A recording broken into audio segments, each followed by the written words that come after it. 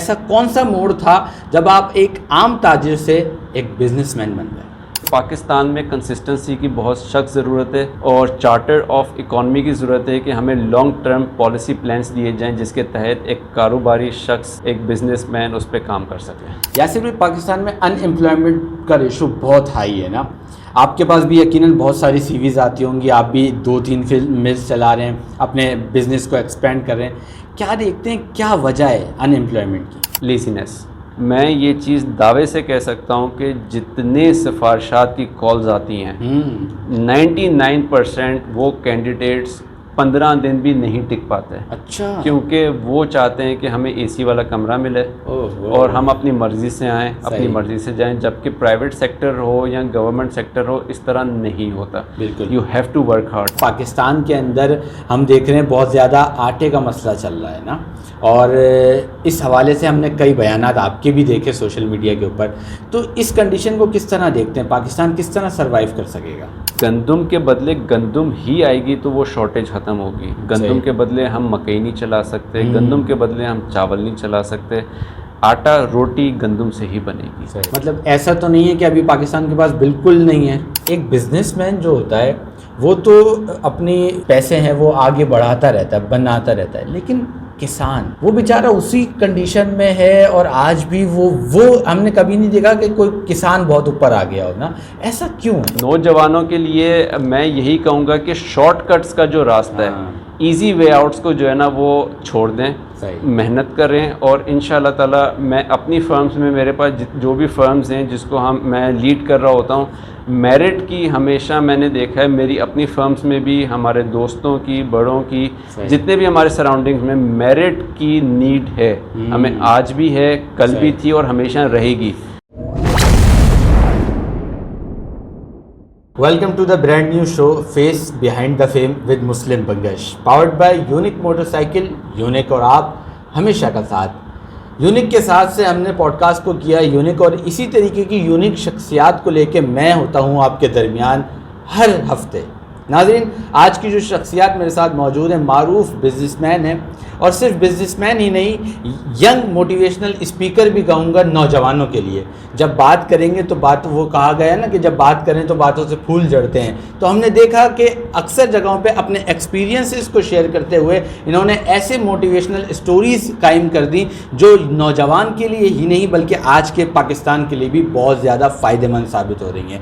میرے ساتھ آج موجود ہیں FPCCI سے بھی آپ کا تعلق، اور غنی فلور مل اور المدینہ فلور مل کے ڈائریکٹر کہوں، چیئرمین کہوں، مالک کہوں، جی ہاں میرے ساتھ موجود ہیں معروف بزنس مین یاسر اقبال ملک صاحب۔ سر آپ کو خوش آمدید۔ بہت شکریہ، بہت شکریہ۔ کیسے ہیں یاسر بھائی؟ الحمدللہ ویری ویل، اور شکریہ آپ نے جتنے پیارے الفاظوں میں مجھے انٹروڈیوس کیا، تو تھینک یو سو مچ۔ نہیں، آپ اس کے حقدار ہیں، اور میں آپ کا شکریہ ادا کروں گا تبدیلی پوڈ کاسٹ کی پوری ٹیم کی جانب سے، کیونکہ آپ ایسے لوگ ہوتے ہیں جو ہمارے ینگ نوجوان جو ہیں، جو یوتھ ہے ہماری، اس کے لیے بہت زیادہ موٹیویشنل اسٹوریز کے طور پہ ثابت ہوتے ہیں۔ میں یاسر بھائی، آغاز ہم اسٹارٹ یہاں سے کرتے ہیں کہ ہمارے پوڈ کاسٹ کی تھیم ہے کہ ہم جس بھی شخصیت کو بلاتے ہیں اس کی پہلے ذاتی زندگی سے بات کرتے ہیں، پھر اس کے ایکسپیرینسز پہ بات کریں گے۔ تو یاسر اقبال ملک صاحب کس گھرانے میں پیدا ہوئے، پہلے تو یہ بتائیے گا، پھر اسکولنگ کہاں کی ہے یہ بتائیے گا، پھر آگے فردر اسٹڈیز کے لیے پاکستان میں ہی رکے یا پھر پاکستان سے باہر گئے؟ جی، میرا تعلق جو ہے وہ پنجابی فیملی ملک خاندان سے ہے، اور میرے والد صاحب جو تھے وہ جب when he was in matric تو وہ حیدرآباد شفٹ ہوئے تھے، اور میرے جو گرینڈ فادر تھے انہوں نے کنسٹرکشن بزنس کا آغاز کیا تھا۔ صحیح۔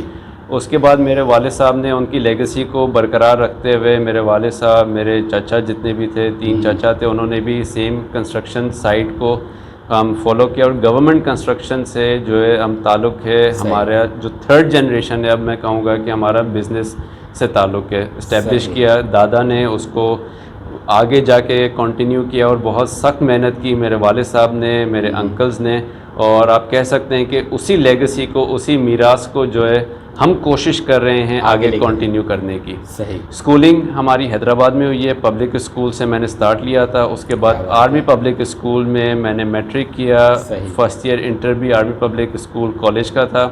اس کے بعد یونیورسٹی کے 1 سال میں نے اوپن کورس کیا تھا فرام زیبس Karachi, and then I went to London school of commerce, جہاں سے میں نے بزنس مینجمنٹ میں گریجویشن کی تھی 2015 میں. ٹھیک ہے. اچھا, میں دیکھتا ہوں کہ آج کے جو نوجوان ہیں وہ جب باہر چلے جاتے ہیں تو واپس پاکستان بہت مشکل سے آتے ہیں, یا تو فیملی پریشر کی وجہ سے یا پھر شادی کرنی ہوتی ہے جب واپس آتے ہیں. تو یاسر صاحب کیوں واپس آئے؟ دیکھیں, ہمارا شروع سے پہلے دن سے یہ چیز طے تھی کہ ہم نے وہاں پہ جا کے ایکسپوجر لینا ہے, پڑھنا ہے, کیونکہ میری پیدائش بھی یو کے کی ہے, لنڈن کی میری پیدائش تھی. اور میرا ننیال جو ہے وہ پورا لنڈن یو کے میں ہی ہے, ابھی بھی ہے, تب بھی تھا. تو ایک چیز پہلے دن سے ہمارے دماغ میں بھی تھی اور پلاننگ کے حساب سے بھی تھی کہ آپ باہر جا رہے ہیں ایکسپوجر کے لیے. ہمارے بڑوں کی ہدایت بھی تھی کہ ایکسپوجر کے لیے آپ باہر جائیں, سیکھیں, پڑھیں, اور پھر اپنے ملک آپ نے واپس آ کے وہی چیزیں جو آپ سیکھ کے آئیں گے, نئی انوویشن, نئی چیزیں آپ نے اپنے بزنس میں اور اپنے ملک میں لے کے آنی ہیں. صحیح. تو یہ پہلے دن سے ہمارے مائنڈ میں ہم لوگ, it was all pre planned, اور الحمدللہ اللہ کی طرف سے اس چیز کو ہم ایگزیکیوٹ کرنے میں کامیاب ہوئے. صحیح. یاسر میں مجھے تھوڑا سا نا اے پی ایس کا آپ کا جو ایکسپیرینس رہا ہے وہ شیئر کروں گا, کیونکہ آج کل بھی اے پی ایس کا بڑا نام ہے اور یہ الحمدللہ چلتا ہی ہے, نام آگے ہی بڑھ رہا ہے. اے پی ایس میں یاسر ملک صاحب میں نے سنا ہے کہ ہیڈ بوائے تھے اپنے اسکول کے, اور پھر یہ شاید کالج تک رہے. آپ مجھے اس کا ایکسپیرینس جاننا ہے. مسلم, I was the very first head boy, جو کیونکہ جب ہم لوگ ہیڈ بوائز الیکٹ ہوتے تھے تو میٹرک کلاس کے ہوتے تھے. تو I was the very first head boy in the history of A P S, جو کہ 9th کلاس میں ہوتا وہ ہیڈ بوائے بنا تھا, اور 2 سال کنٹینیوس میں ہیڈ بوائے بنا تھا. اچھا. جی. اور جب ہم نے الیکشن لڑا تھا تو الحمدللہ میرے اپوزٹ مطلب ایک بھی نہیں تھا, اٹ واز آل, مطلب کہ جو میرے اپوزٹ تھا اس کو ایک بھی ووٹ نہیں ملے تھے, سارے ووٹ مجھے دونوں سال میں ملے تھے. تو اس میں اپنی جو ٹیچرس تھی میرے, ان کی بہت بڑی سپورٹ تھی, ظاہر اسٹوڈنٹس کی سپورٹ تھی, اور شروع سے الحمدللہ پیرنٹس کی طرف سے ایک ایسی پرورش تھی جس میں ہم نے کبھی کسی کے ساتھ نہ غلط کیا اور نہ اپنے ساتھ غلط ہونے دیا. صحیح, یہ اچھا تھا کہ نہ کیا اور نہ غلط ہونے دیا. یاسر بھائی مجھے یہ بتائیے گا کہ یہ تو اے پی ایس کی جرنی ہو گئی, پھر وہ جو آپ نے زیبس میں کورس کیا ہے وہاں کا سفر کیسا رہا ہے؟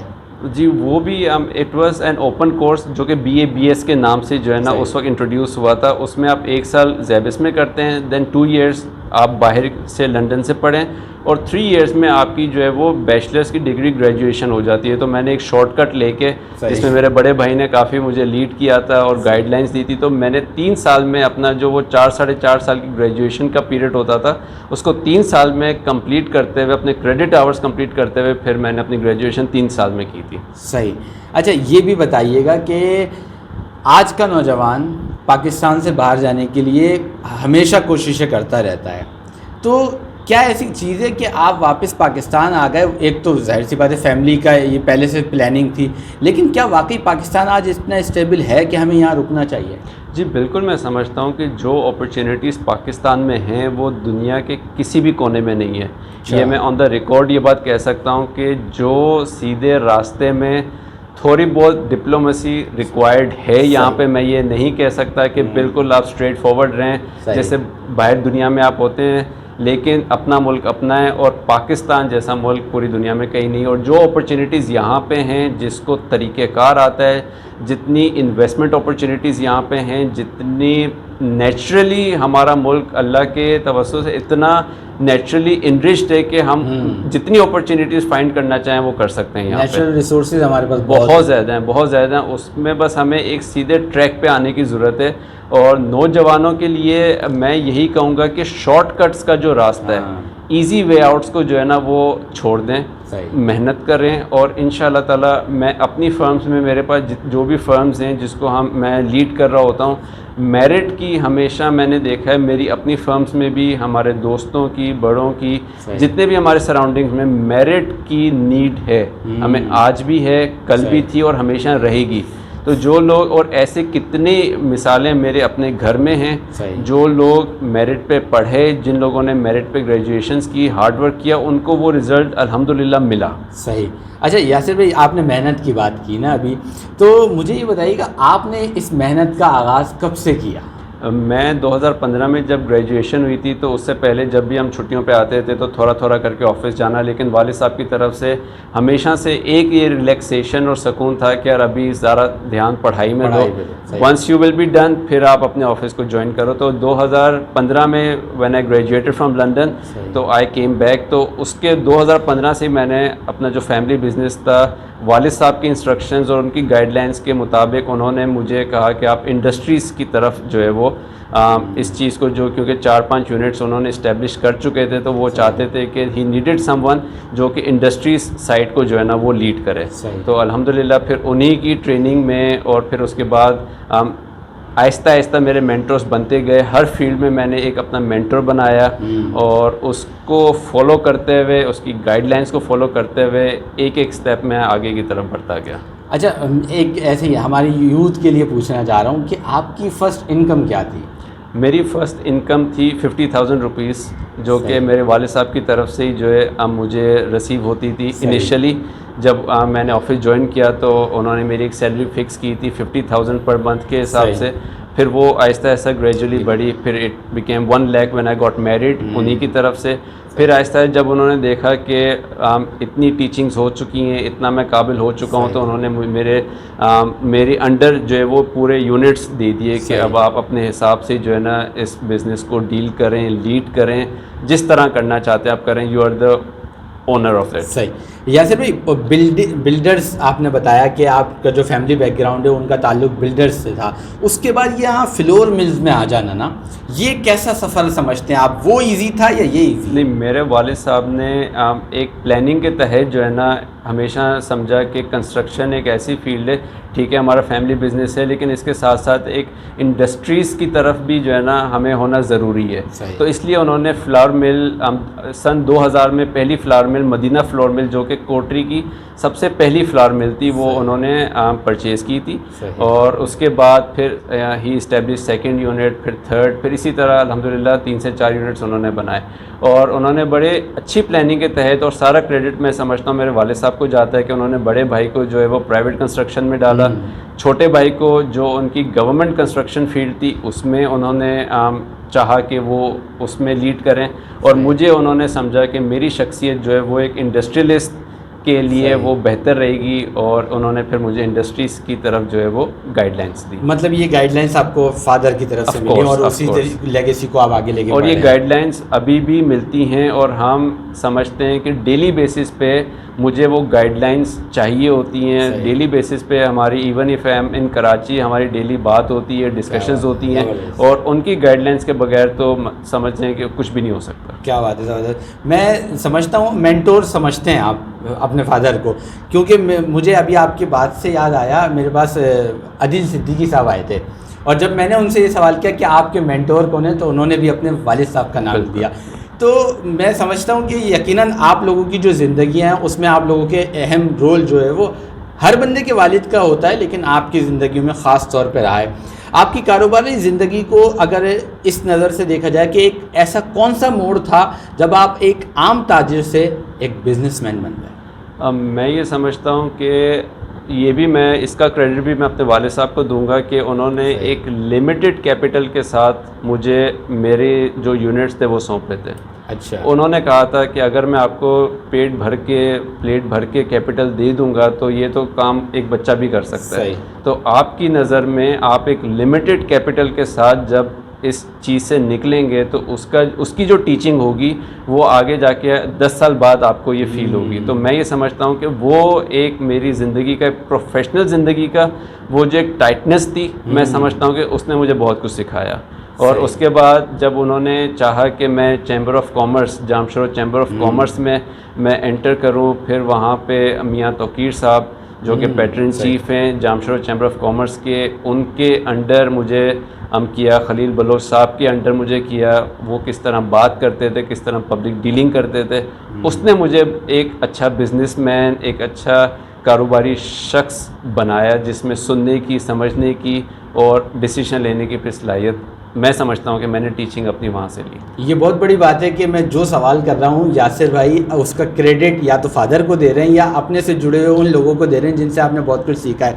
کہا تھا کہ یہ الگ بات ہے کہ خاموش کھڑے رہتے ہیں, پھر بھی جو لوگ بڑے ہیں وہ بڑے رہتے ہیں, اور ایسے لوگوں سے ملتا ہے ہمارا شجاع جن کے قدموں میں کئی تاج پڑے رہتے ہیں. تو میرا خیال ہے یہی والی بات ہے آپ کے ساتھ بھی. پاکستان کی اس وقت بات کرتے ہیں اگر ہم, تو ایز اے بزنس مین آپ پاکستان کی موجودہ صورتحال کو کس طرح دیکھتے ہیں؟ دیکھیں, پاکستان کی ایک جو سب سے بڑی ایشوز رہے ہیں, 100 خوبیاں ہیں, لیکن جو سب سے بڑا ایک ایشو رہا ہے وہ ہے انسرٹنٹی کا.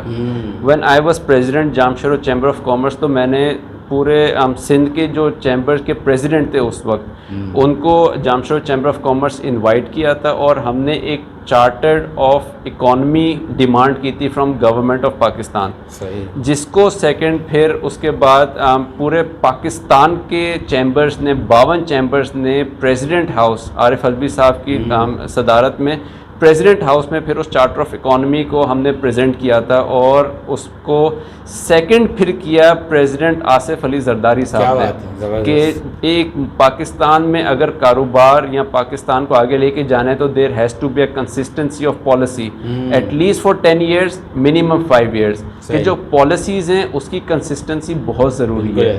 ہمارے یہاں کیا ہوتا تھا کہ اگر ایک حکومت آتی تھی وہ اپنی پالیسیز لے کے آتی تھی, اگر وہ دوسری حکومت آ جاتی تھی تو پہلی ساری پالیسیز جو ہے وہ ادھر ہی درم برم ہو جاتی تھی, اور وہ اپنی ایک پالیسی. یہاں پہ جو ایک تاجر ہے یا بزنس مین ہے اپنی لانگ ٹرم فیزیبلٹی بناتا ہے ایٹ لیسٹ 10 سال کی, تو وہ پالیسیز جب پوری نہیں ہوتی تھیں تو ہمارے پاس جو ایک نقشہ ہوتا تھا لانگ ٹرم کا وہ نہیں ہوتا. صحیح. تو یہاں میں سمجھتا ہوں کہ پاکستان میں کنسسٹنسی کی بہت سخت ضرورت ہے, اور چارٹر آف اکانومی کی ضرورت ہے کہ ہمیں لانگ ٹرم پالیسی پلانس دیے جائیں جس کے تحت ایک کاروباری شخص, ایک بزنس مین اس پہ کام کر سکے. اچھا, جامشورو چیمبر کا ذکر کیا یاسر بھائی, اس سفر کو کیسا دیکھتے ہیں؟ مطلب ظاہر سی بات ہے بہت بڑی سیٹ ہے یہ نا, چیمبر کا پریزیڈنٹ, مطلب سارے تاجروں کو ایک ساتھ لے کے چلنا, اور اس میں پھر اپوزیشن بھی ہوتی ہے, اس میں یہ نہیں ہوتا کہ سب ماننے والے ہوں, آپ کے اپوزٹ بھی لوگ کھڑے ہوتے ہیں. تو اس سفر کو کیسا دیکھیں؟ الحمدللہ Jamshoro chamber of commerce is one of the very much chambers in Pakistan جہاں پہ الحمدللہ الیکشنز نہیں ہوتے. اچھا. ہم لوگ مطلب کہ بنا مخالفین کے جو ہے ہم ایک ٹیم ہے جس کو لیڈ کرتے ہیں میاں توقیر صاحب, اور وہی بڑے جتنے بھی ہیں جس میں میرے والد صاحب ملک اقبال صاحب, خلیل بلوچ صاحب, نوری آباد سے ضیاء صاحب جو کہ نوری آباد کو لیڈ کرتے ہیں, تو یہ سب بڑے بیٹھ کے ساری پالیسی میکنگ کرتے ہیں. الحمدللہ ہم سب ایک پیج پہ ہوتے ہیں. تو ان سب بڑوں نے مجھے ایک سمجھا کہ ایک نوجوان ینگ بلڈ کی ضرورت ہے ہمارے چیمبر کو لیڈ کرنے کے لیے, انہوں نے مجھے موقع دیا, اور ہسٹری میں آئی was the youngest president in any chamber of commerce in the history of Pakistan. تو جب میں نے اس میں انٹر ہوا تو میں نے سوشل میڈیا, جو میں سمجھتا ہوں کہ بہت ضروری تھا, سوشل میڈیا کو میں نے کک ان کیا. پھر جامشورو چیمبر کو آئیدر وہ پریزیڈنٹ ہاؤس ہو اسلام آباد میں, یا فیڈریشن آف پاکستان ہو, یا پھر انٹیریئر میں سکھڑ نواب شاہ کے چیمبرز ہوں, تو میں ہر جگہ ریچ آؤٹ ہوا. Karachi chamber of commerce who, Lahore chamber of commerce who, Hare association میں جو ہے جامشورو چیمبر آف کامرس کا میں نے نام جو ہے وہ زندہ کرنے کی کوشش کی, انٹروڈیوس کیا, کیونکہ کراچی کے بعد سندھ میں سب سے بڑا چیمبر ہے جس میں کوٹری اور نوری آباد 2 بڑے انڈسٹریل یونٹس ہیں جس میں ملٹی نیشنلز ہیں. تو جب اللہ تعالیٰ نے اور بڑوں نے مجھے ایک رسپانسبلٹی دی تو میں نے سمجھا کہ اس رسپانسبلٹی کو مجھے عبور کرنا ہے, اور جو ایشوز تھے کاروباری لوگوں کے وہ ایک طرف, لیکن جامشورو چیمبر آف کامرس کا جو ایک وزن تھا مجھے وہ انکریز کرنا تھا, اور الحمدللہ کئی حد تک میں نے وہ کرنے میں کامیابی ہوا. صحیح. اچھا, اب یہ بتائیے گا کہ ایک یعنی کہ بہترین بزنس مین بننے کے لیے کیا کرنا چاہیے؟ کنسسٹنسی تو ہے ہی ضروری, لیکن اس کے علاوہ کون سے ایسے رولز اینڈ ریگولیشنز ہوتے ہیں جس پہ آپ کی لیڈرشپ بیس کرتی ہے؟ دیکھیں, سب سے زیادہ امپورٹنٹ میں نے اپنی زندگی میں مینٹورز کو رکھا ہے. صحیح. کیونکہ دیر از اے کوٹ کہ آپ ان قدموں کو فالو کریں جو کہ قدم نیچے سے چلتے چلتے اوپر تک جا چکے ہیں. تو میں نے ہر فیلڈ میں, میری زندگی کے فیلڈ میں میرے والد صاحب میرے مینٹور ہیں, ون اینڈ اونلی. پھر چیمبر آف کامرس کی فیلڈ میں کہہ لیں, یا پھر ایک اپنے آپ کو امپروو کرنے کی، ایک شخصیت بلڈنگ کی، اس میں میاں توقیر صاحب نے بہت بڑا رول ادا کیا. پھر اگر آپ آ جاتے ہیں فیڈریشن کے اس میں، تو فیڈریشن کے اس میں عدیل صدیقی صاحب نے مجھے بہت گائیڈ لائنس دی، ہیلپ آؤٹ کیا. شبیر منشا صاحب نے مجھے بہت گائیڈ لائنس دی. پھر آپ آ جاتے ہیں اپنی فلور ملز کی فیلڈ میں، تو حنیف جمعہ صاحب جو کہ اس وقت کراچی کے سب سے بڑے، میں سمجھوں گا one of the biggest flour millers ہیں، انہوں نے مجھے بہت زیادہ سپورٹ کی، گائیڈ لائنس دی. تو میں یہ سمجھتا ہوں، اور میرا پیغام بھی یوتھ کو یہ ہوگا کہ شارٹ کٹس کی طرف نہیں جائیں. آپ آہستہ آہستہ اسٹیپس لیں اور اپنے مینٹورس کو بنائیں، ان کو فالو کریں، ان کو اوورٹیک کرنے کی کوشش نہیں کریں، ان کے پیچھے چلیں، خاموش چلیں. انشاءاللہ تعالیٰ ایک دن وہ آپ اپنی جگہ پہ آپ کو بٹھا دیں گے، اور الحمدللہ میرے ساتھ یہی ہوا ہے. صحیح. یاسر بھائی، پاکستان میں ان ایمپلائمنٹ کا ریشو بہت ہائی ہے نا. آپ کے پاس بھی یقیناً بہت ساری سی ویز آتی ہوں گی، آپ بھی 2-3 ملز چلا رہے ہیں، اپنے بزنس کو ایکسپینڈ کر رہے ہیں. کیا دیکھتے ہیں کیا وجہ ہے ان ایمپلائمنٹ کی؟ لیزینس. میں اس کی وجہ، جتنی ہماری میڈیا یا جتنی ہماری یوتھ اس چیز کو کہتی ہے کہ ہمیں امپلائمنٹ نہیں ملتی، ہم ان امپلائڈ ہیں، میں یہ چیز دعوے سے کہہ سکتا ہوں کہ جتنے سفارشات کی کالز آتی ہیں 99% وہ کینڈیڈیٹس 15 دن بھی نہیں ٹک پاتے. اچھا. کیونکہ وہ چاہتے ہیں کہ ہمیں اے سی والا کمرہ ملے اور ہم اپنی مرضی سے آئیں، اپنی مرضی سے جائیں، جبکہ پرائیویٹ سیکٹر ہو یا گورنمنٹ سیکٹر ہو اس طرح نہیں ہوتا. بالکل. You have to work hard. اگر ہم اور آپ آج یہاں پہ بیٹھے ہوئے ہیں تو ہمارا ایک سفر ہے، ایک جرنی ہے، ایک ہارڈ شپس ہیں. بھلے اللہ تعالیٰ نے ہمیں جتنا بھی کمفرٹ زون میں رکھا، اس کے باوجود بھی ہم ایک محنت کرتے ہوئے جو ہے اس مقام پہ اللہ نے ہمیں پہنچایا ہے. تو یوتھ کے لیے میرا یہی پیغام ہے، میرٹ کی مجھے بھی آج تلاش ہے، اور میرے جیسے لاکھوں بزنس مین کی کو پاکستان میں تلاش ہے. بالکل ایسا ہے کہ پاکستان میں امپلائمنٹ ہے تو، لیکن ہمارے کمفرٹ زون کے مطابق اگر میں ڈھونڈنا چاہوں تو وہ بہت مشکل سے ملتی ہے. صحیح کہا. مجھے یہ بتائیے گا کہ کیونکہ اب پاکستان کے اندر ہم دیکھ رہے ہیں بہت زیادہ آٹے کا مسئلہ چل رہا ہے نا، اور اس حوالے سے ہم نے کئی بیانات آپ کے بھی دیکھے سوشل میڈیا کے اوپر. تو اس کنڈیشن کو کس طرح دیکھتے ہیں؟ پاکستان کس طرح سروائیو کر سکے گا؟ دیکھیں، اس وقت جو ہماری موجودہ صورتحال ہے اس میں نے بار بار کہا ہے کہ گندم کی شارٹیج ہے. پہلے گورنمنٹ اور پالیسی میکرز اس چیز کو ڈینائی کر رہے تھے، اور اس طرح کی اسٹیٹمنٹس آ رہی تھی کہ ہماری بمپر کراپس ہیں. لیکن الحمدللہ لکلی گورنمنٹ نے بھی ایڈمٹ کیا ہے، اور بیوروکریسی نے آف پاکستان نے بھی ایڈمٹ کیا ہے کہ دیر از اے پاسبل شارٹیج، جس کی وجہ سے انہوں نے 10 لاکھ میٹرک ٹن گندم امپورٹ کی اجازت فوراً دے دی ہے. کیونکہ دیکھیں، گندم کے بدلے گندم ہی آئے گی تو وہ شارٹیج ختم ہوگی. گندم کے بدلے ہم مکئی نہیں چلا سکتے، گندم کے بدلے ہم چاول نہیں چلا سکتے. آٹا روٹی گندم سے ہی بنے گی. تو گندم کے بدلے گندم ہی آئے گی. امپورٹ جب تک نہیں ہوگا، وہ گیپ فل اپ نہیں ہوگا، تب تک جو ہے نا یہ شارٹیج رہے گی.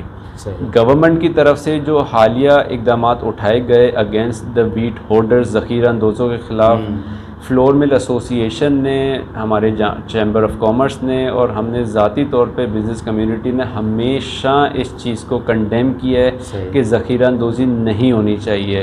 ہولڈنگ آف ویٹ یا holding of any essential commodity جو ہے وہ ہمارا دین بھی اس کا منع کرتا ہے، اور ایتھیکلی بھی غلط ہے، جس سے پرائسز بڑھ جائیں.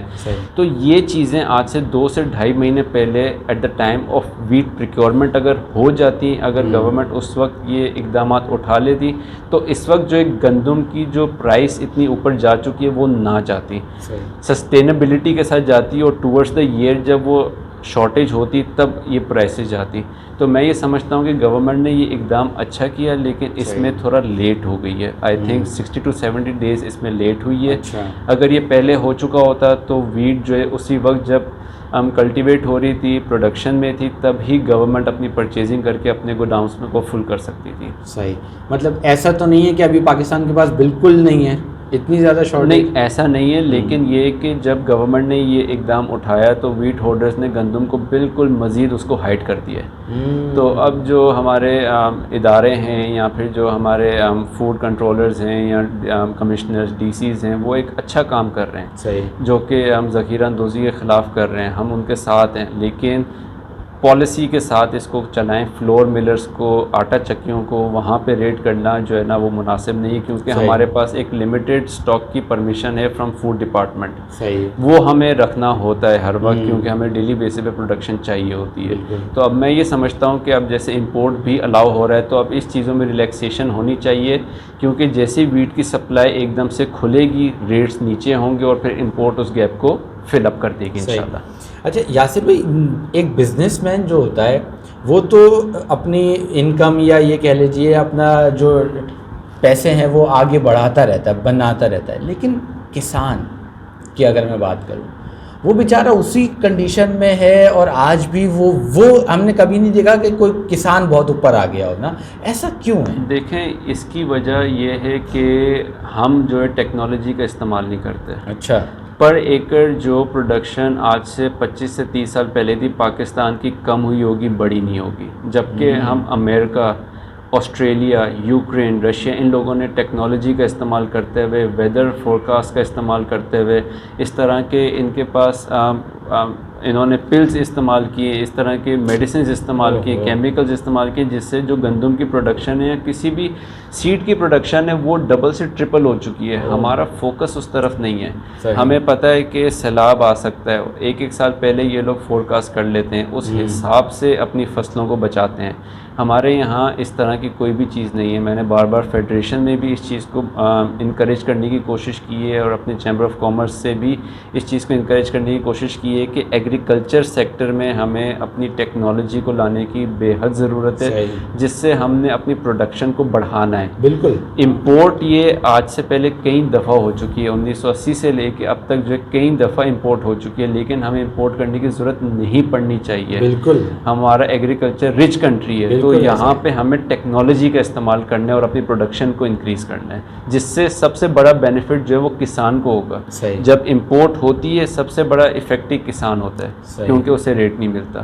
جب اس کی پروڈکشن ہی بڑھ جائے گی, ہم اس کو اس طرح آلریڈی فرٹیلائزر پہ سبسڈی ہے, لیکن آپ یہ دیکھیں وہ سبسڈی جو ہے کیا فارمر کے اس پہ آتی ہے یا مڈل مین پہ آتی ہے.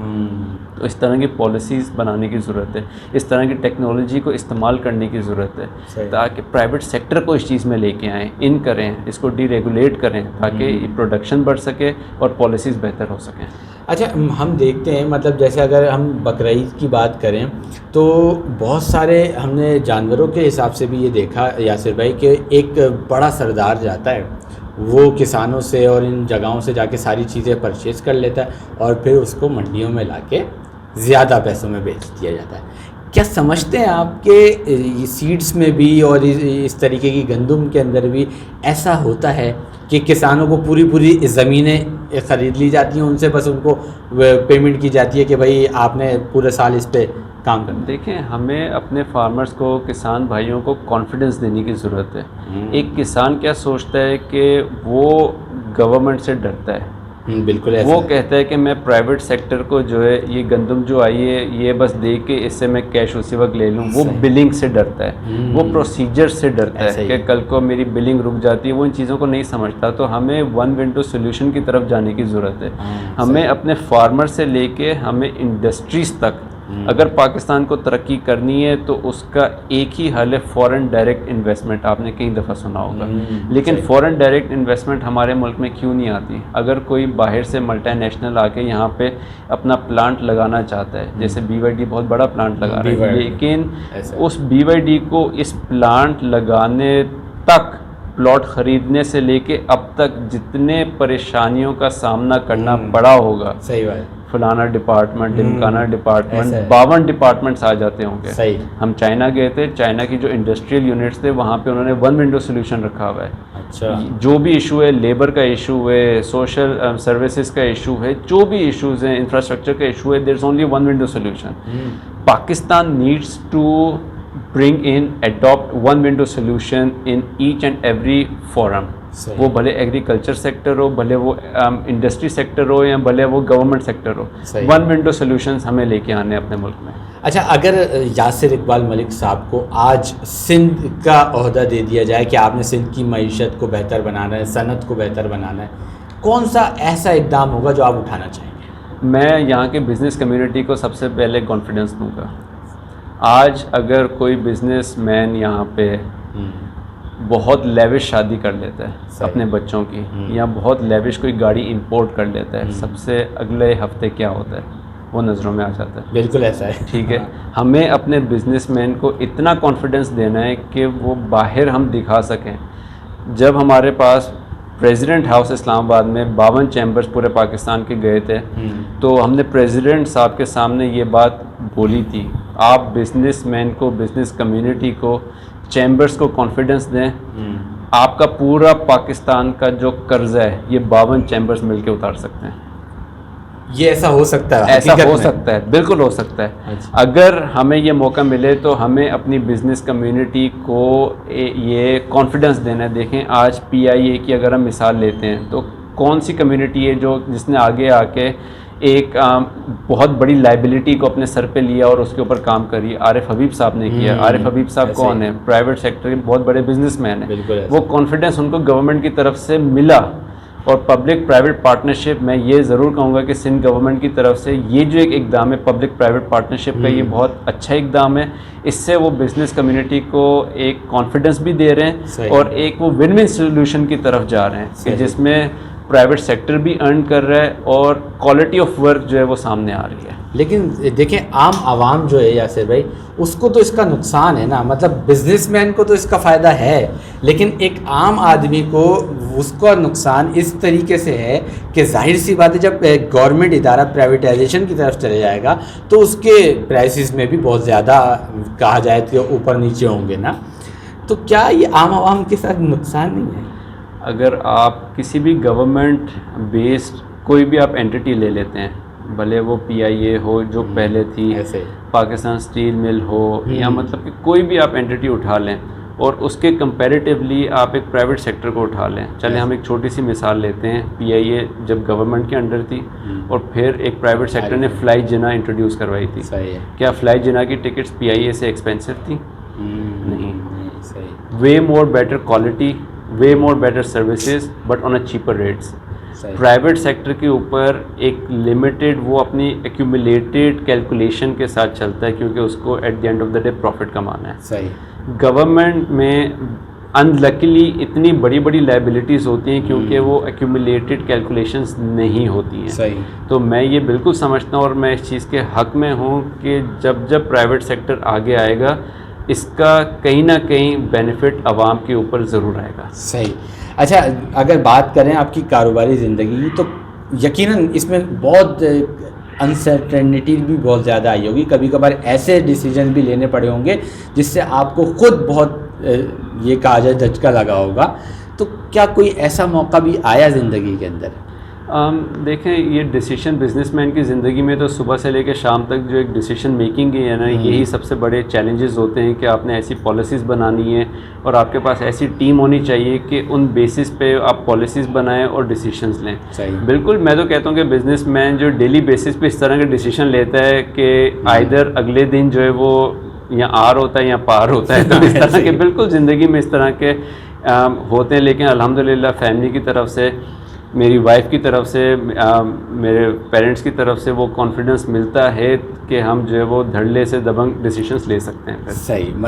اچھا اب کیونکہ اتنے معروف بزنس مین ہیں اور مختلف جگہوں پہ اپنی جو رسپانسبلٹیز ہیں اس کو نبھا رہے ہیں، فیملی کو ٹائم کیسے دیتے ہیں؟ فیملی کو ٹائم کم ملتا ہے اور اس کی شکایت رہتی ہے. اس کی شکایت رہتی ہے، لیکن الحمدللہ my wife also comes from a very big business family. Adil Siddiqui صاحب کی جو صدیقی فیملی ہے یہاں پہ، ان کی بیٹی ہیں وہ، اور وہ ان چیزوں کو سمجھتی ہیں. جب میں اپنا ٹریڈ پالیٹکس کی بات کروں یا کاروبار کی بات کروں تو وہ ان چیزوں سے بڑی ہوئی ہیں اس گھر میں، تو ان کے لیے ایک بہت بڑا شوق نہیں ہے. لیکن ظاہر ہے بیلنس کرنے میں کرنا چاہیے، لیکن جو نہیں ہو پاتا بیلنس آؤٹ، تو زندگی کو پروفیشنل اور پرسنل لائف کو بیلنس کرنے کی کوشش کی جاتی ہے. لیکن ان کا بہت بڑا ہاتھ ہے کہ ہم جو ہے وہ کئی دفعہ آؤٹ آف سٹی رہتے ہیں، آؤٹ آف کنٹری رہتے ہیں. ہم کاروبار کے لیے انہوں نے گھر سنبھالا ہوا ہے، اور میں بار بار یہ کہتا ہوں کہ شی از دا CEO آف مائی ہاؤس.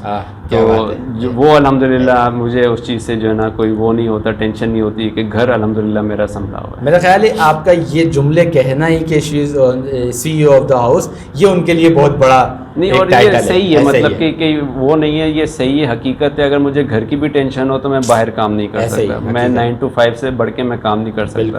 لیکن الحمدللہ کبھی کبھی پوری رات بھی آپ کو بزنس میں ٹریولنگ میں دینے پڑتے ہیں. تو I am very lucky to have such good and understanding wife and family with me. صحیح. اب تھوڑی سی بات کر لیتے ہیں کرکٹ پہ نا. ہم نے سنا کہ جامشورو چیمبر نے اس پہ بڑا کام کیا ہے, جامشورو کے اندر کوٹری کے اندر اس پہ کام ہوا ہے. کس طریقے سے کام کیا کرکٹ اسٹیڈیم کے؟ دیکھیں, کوٹری میں ایک جگہ مخصص کی گئی تھی ایک کرکٹ اسٹیڈیم بنانے کے لیے, جو کہ اس وقت کے جو آپ سمجھ سکتے ہیں کہ اچھے لوگوں کے اس میں مطلب کہ وہ نہیں تھی, اس کا ایک شکار تھی, کیونکہ ان کو ایک اپنی گیدرنگ کے لیے گیٹڈ ایک گراؤنڈ چاہیے تھا جہاں پہ وہ جو ہے وہ سارے الیگل کام کر سکیں اور وہ سب چیزیں کر سکیں. تو اس وقت ڈی سی صاحب تھے کیپٹن فرید الدین شیخ صاحب. تو انہوں نے جامشورو چیمبر آف کامرس کو یہ ریکویسٹ کی کہ یہ ہم نے بہت اچھا state of the art stadium ground بنایا ہے, تو اس کو آپ ٹیک اوور کریں. تو اس وقت میں نیا لنڈن سے پڑھ کے آیا تھا, میرا کرکٹ کا بیک گراؤنڈ تھا, I used to play premier league in London. تو میاں صاحب نے, میاں توقیر صاحب نے یہ ذمہ داری مجھے دی کہ آپ اس چیز کو لیڈ کریں, کیونکہ آپ کے کرکٹ سے انٹرسٹ ہے. اور الحمدللہ اگر آج جو ہے وہ فرسٹ کلاس میچز بھی ہوتے ہیں وہاں پہ, P C B affiliated stadium ہے وہ, اور الحمدللہ Sindh under 19 P C B related player contract میں پلیئرز ہیں وہاں پہ, اور وہاں پہ جو انڈر 13 انڈر 19 انڈر 23 اور سینئر ڈسٹرکٹ بھی میچز ہوتے ہیں. میں بھی ایک کرکٹ کلب اون کرتا ہوں, گنی کرکٹ کلب کے نام سے, جو کہ سینئر ڈسٹرکٹ میں اس دفعہ ہمارے کلب سے جو 7 لڑکے سلیکٹ ہوئے ہیں, اور ٹوٹلی میرٹ پہ. اور میں ہمیشہ ہر فورم پہ یہ بات بولتا ہوں کہ کوئی بھی ہمارے جو کلب کا یا ہمارے جو پورے اسٹیڈیم میں آ کے جو بچے کھیلتے ہیں یا پھر ان کی ٹریننگ ہوتی ہے, کوئی بھی کسی انڈسٹریلسٹ کا بیٹا نہیں ہے. اچھا. وہ وہاں پہ جتنے بھی لوکلز ہیں, جہاں جو مطلب ورکرز ہیں, ان کے بچے, ان کے بھائی, اور وہ جو مطلب کہ جو ضرورت مند لڑکے ہیں, ان کو ہم سپورٹ کرتے ہیں اور کوشش کرتے ہیں کہ ان کو کرکٹ ملے. اس کے لیے ہم ان کو کراچی بھی کئی دفعہ میچز کے لیے لے کے گئے ہیں, اور جتنا ہو سکتا ہے ہم اس کو پرسنل لیول پہ بھی اور ایک ادارے کے لیول پہ بھی جو ہے ہم اس کو سپورٹ کرتے ہیں, اور مطلب کہ اس میں ہمیں بہت اچھی کامیابی ملی ہے. اچھا, یہ جو غنی کرکٹ کلب کی بات کی آپ نے, کیا اس کی کوئی فیس وغیرہ ہے یا یہ بالکل فری آف کاسٹ؟ نہیں, یہ فری آف کاسٹ ہے. اس میں جو ہمارا ماڈل ہے وہ اس طرح ہے کہ لڑکے کو ہم نے زیادہ سے زیادہ کرکٹ کھلانی ہے. پھر ہم نے جو ہے کچھ پرفارمنس بیس پہ ہم رکھا ہوتا ہے کہ اگر کوئی لڑکا جو ہے وہ سینچری اچھی کارکردگی دکھا رہا ہے تو اس کو ہم ایک انٹرنیشنل کوالٹی کا بیٹ یا پھر اسپائکس ہیں جو کہ وہ افورڈ نہیں کر پاتا, تو ہم وہ اس کو کر دیتے ہیں. اور اس میں جو میری فیملی بزنسز جو ہیں ان کے ایک اسپانسرز ہم لے لیتے ہیں جو کہ کٹس پہ آتے ہیں, تو ان کی طرف سے جو ہے وہ سپورٹ ہو جاتی ہے. تو اس کی کوشش کرتے ہیں کہ لڑکے کو کرکٹ جو ہے نا بس ملے, اچھی کوالٹی کرکٹ ملے, اور ہم اس کو زیادہ سے زیادہ ایکسپوجر دے سکیں. زبردست. یاسر بھائی, مجھے یہ بتائیے گا, آپ نے بتایا کہ لنڈن آپ میں پریمیئر لیگ بھی کھیل کے آئے ہیں, کرکٹ کے علاوہ کون سے اسپورٹس میں دلچسپی رکھتے ہیں؟ پروفیشنلی تو میں نے کرکٹ ہی کھیلی ہے, لیکن اس کے علاوہ نارملی بیڈمنٹن میں دلچسپی ہے. اب پیڈل دوستوں کے ساتھ, کزنس وغیرہ کے ساتھ کھیلی جاتی ہے, لیکن ویسے جو ایک مطلب محبت ہے کسی اسپورٹ سے وہ کرکٹ ہی ہے. ٹھیک ہے, بہت شکریہ یاسر بھائی. اب ہمارے پوڈ کاسٹ کی تھیم تو یہ بالکل اینڈ کی طرف ہے, کیونکہ شارٹ ٹائم ہوتا ہے ہمارے پاس. ایک ریپڈ فائر سیگمنٹ کرتا ہوں اس کے اندر نا, جس میں کچھ تو مختلف سیاسی لوگوں کے نام لیے جاتے ہیں, ان کے بارے میں جو بھی ایکسپیرینس ہے آپ کے پاس, جو بھی آپ ان کے رائے رکھتے ہیں وہ بتائیں گے, یا کچھ آپ کی ذاتی زندگی سے جیسے ہم نے بات کی ہے نا. تو اسٹارٹ کرتے ہیں, بزنس یا جاب؟ بزنس. پروفٹ یا پیس؟ پروفٹ. رسک یا سیف پلے؟ رسک. حیدرآباد یا کراچی؟ مشکل. پاکستان یا out of country? Pakistan. Morning meetings یا لیٹ نائٹ میں پلان؟ Morning meetings. صحیح. کیش فلو یا برانڈ ویلیو؟ Cash flow. ایک لفظ میں آپ خود کو بیان کریں. آنیسٹ. آپ کی زندگی کا سب سے بڑا استاد؟ میرے والد صاحب. ایک ایسی عادت جس نے آپ کو کامیاب بنا دیا؟ Good listener. ایک ایسی عادت جو ہر نوجوان کو آج اپنانی چاہیے؟ صبر. ایک بزنس مین جسے آپ سب سے زیادہ پسند کرتے ہیں؟ ایک بزنس مین جسے میں مطلب اگر میں اپنے والد صاحب کے بعد کسی کو فالو کرتا ہوں تو وہ ہے not from here Vijay Mallya from India. Okay صحیح. اچھا اگر کاروبار نہ کرتے تو پھر یاسر ملک کیا کرتے؟ یاسر ملک پھر جو ہے ڈاکٹر ہوتا. ڈاکٹر ہوتے. صحیح. سکسیس یا سیٹسفیکشن؟ سکسیس. ایک کتاب جس نے آپ کی سوچ بدل دی؟ ایک کتاب جو how to win and influence people. اوہ زبردست. اگر وزیر اعظم آپ کو 5 منٹ دیں تو سب سے پہلے کیا کریں گے؟ بزنس مین کو کانفیڈنس. بہت شکریہ یاسر اقبال ملک صاحب، آپ کے قیمتی وقت کا. تبدیلی پوڈ کاسٹ کو آپ نے آج کا وقت دیا، میں تہہ دل سے آپ کا شکر گزار ہوں، کیونکہ آپ لوگوں کے شیڈیول ایسے ہوتے ہیں جس میں وقت نکالنا بہت زیادہ مشکل ہوتا ہے. ابھی آپ نے خود فیملی کے لیے بتایا کہ کتنا مشکل ہوتا ہے. میں پھر ایک بار شکر گزار ہوں آپ یہاں تشریف لائے، اور تبدیلی پوڈ کاسٹ کے لیے اگر کچھ کہنا چاہتے ہیں یا ہمارے ناظرین کے لیے کچھ کہنا چاہتے ہیں تو کیمرہ. نہیں، مسلم سب سے پہلے تو میں آپ کی جو ایک پازیٹیو وائب ہے اور آپ کی انرجی ہے، میں سب سے پہلے تو اس کو انکریج کرتا ہوں، اور میں یہ کہتا ہوں کہ اللہ تعالیٰ آپ کو اور ترقی دے. جس طرح آپ نے اور آپ کی ٹیم نے اس پوڈ کاسٹ کو حیدرآباد میں لے کے آئے اور جو بہترین کوالٹی کے ساتھ لے کے آئے ہیں، میری نیک تمنائیں اور بیسٹ وشز آپ کے لیے، آپ کی ٹیم کے لیے. اور میں سمجھتا ہوں کہ جتنی آپ کا فوکس یوتھ پہ رہا ہے تو اس کے اندر جو میسیجز ہیں وہ یوتھ کو ہم سننے بھی چاہیے اور اس کو فالو بھی کرنے چاہیے. بہت شکریہ ایک بار پھر. ناظرین آپ کا بھی شکریہ ادا کروں گا، کیونکہ آپ لوگ وقت نکال کے ان پوڈ کاسٹ کو دیکھتے ہیں اور کمنٹس کر کے اپنی رائے کا اظہار بھی کرتے ہیں. تو اسی طریقے کے ساتھ تبدیل پوڈ کاسٹ کے یوٹیوب چینل، فیس بک، انسٹاگرام اور ٹک ٹاک کو لائک، شیئر، سبسکرائب اور فالو ضرور کر لیجئے گا. ایک اور مہمان کے ساتھ مسلم بنگش پھر حاضر ہوگا. Face behind the fame with Muslim Bangash.